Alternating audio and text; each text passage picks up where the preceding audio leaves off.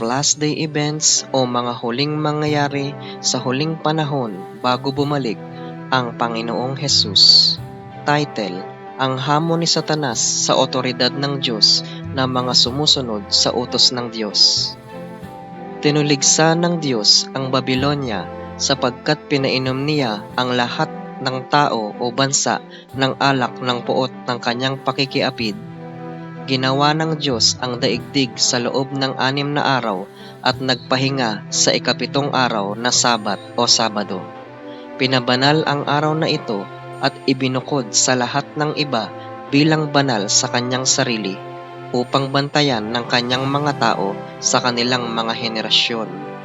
Ngunit ang taong makasalanan na itinataas ang kanyang sarili sa Diyos na nakaupo sa templo ng Diyos at nagpapakita ng kanyang sarili bilang Diyos na siyang kapapahan o Pope ay nag-isip na baguhin ang mga panahon at mga batas. Ang kapangyarihang ito na nag-iisip na patunayan na ito ay hindi lamang kapantay ng Diyos, ngunit higit pa sa Diyos, ay nagbago ng araw ng pahinga na Sabat na Sabado na naglalagay sa unang araw ng linggo kung saan dapat naroon ang araw ng Sabado o Sabat o ika-7 araw.